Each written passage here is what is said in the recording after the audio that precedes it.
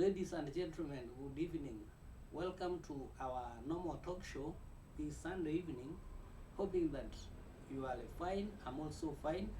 Today I want us to focus on our 10 2027 commandos, of whom we believe that form a formidable force that will strongly challenge the current regime in the year 2027 general elections. I will begin by asking this simple question. Do you think our 2027, or the so perceived 2027 commandos, will stick together to the year 2027, or there will be some disruptions? Of course, when I talk of the 10 2027 commandos, you can look at our thumbnail.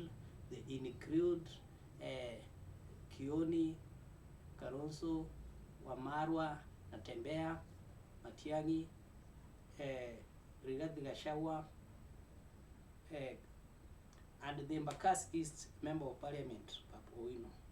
Gideon Moi also included. Do you think these people, this group, will stick together up to 2027 without disruptions from the current regime? Before we proceed, kindly, in any case you are watching this channel for the first time, or if you have been watching and you have not subscribed, just do us that favor by subscribing, so that you make the channel to continue growing to higher heights, and therefore it will be enabled to bring more news day after day. And to our resident subscribers, thank you for your continued support, and back to our discussions today. It is of no doubt that over the 2027 commandos, we have new entrants, we have new people who are likely to join this team. And these new entrants include Martha Karua, Mukisa Kitui, Chimi Wanjigi, among others. And the role that these people are likely to play will be determined by their togetherness towards the 2027 general election. And my simple question was, do you think these people will remain united to 2027? Now that we are having new entrants, I've named a few. I have not mentioned people like Edwin Sifuna, Richard Momoima Onyonga, and even the Narok Senator Oledama Orekina is also heading there, is likely to join the bandwagon. Will this team stick together? It is yes and no. It's yes because the group, or this team, is formed by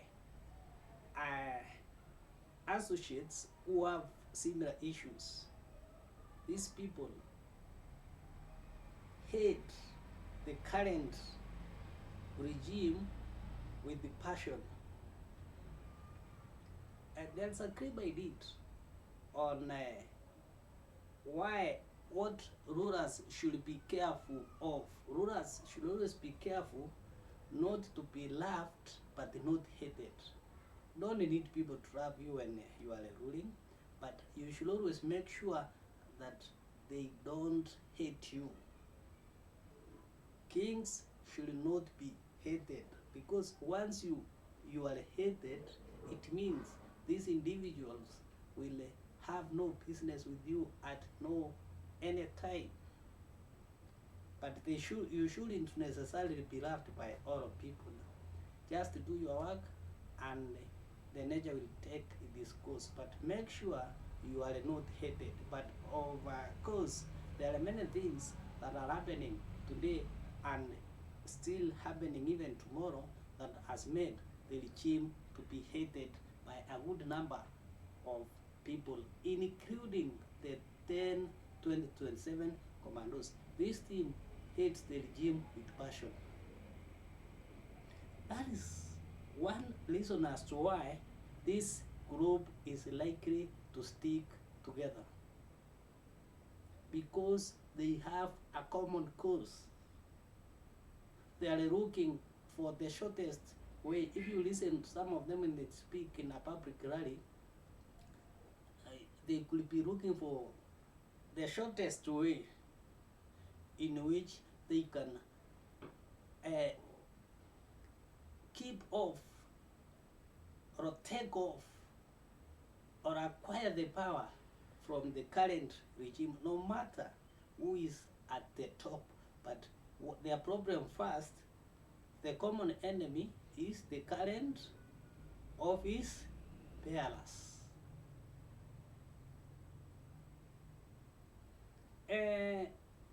Also, on the other side, you can say there can be a disruption, because bigger minds have been disrupted before by regimes, and even when the current regime took over power, bigger minds were disrupted. We heard that people, the opposition, even before they assumes the office, opposition, political parties, had started uniting or making coalitions with a regime which they didn't support. Imagine, a few days after election, people are forming regimes, are forming coalition.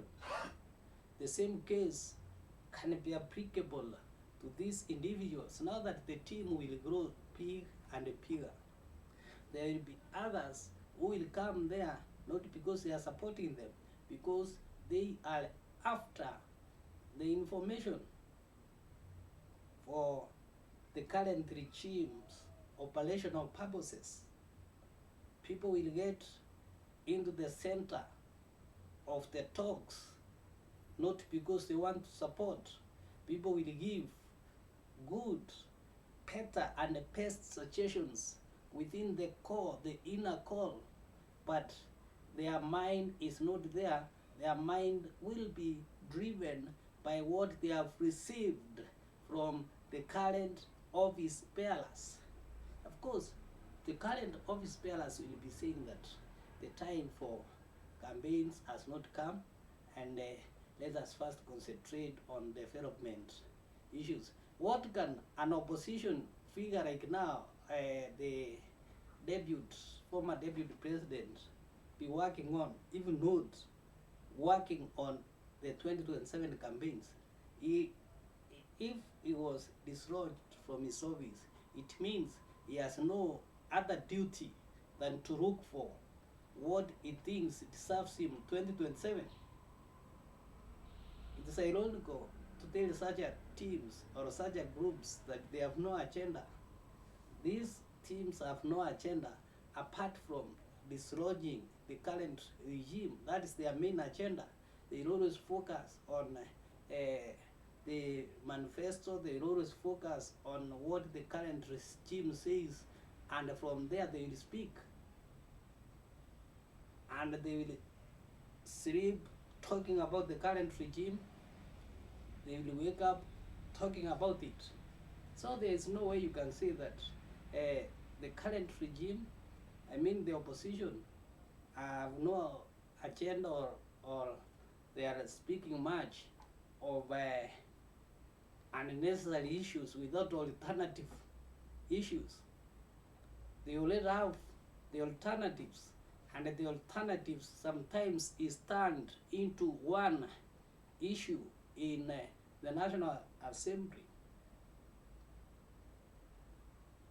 Machukanyarieko TV talk show, the House of Ideas, and kindly continue watching our videos, liking them, giving your comments, and most importantly, subscribing. Thank you and have a pleasant evening.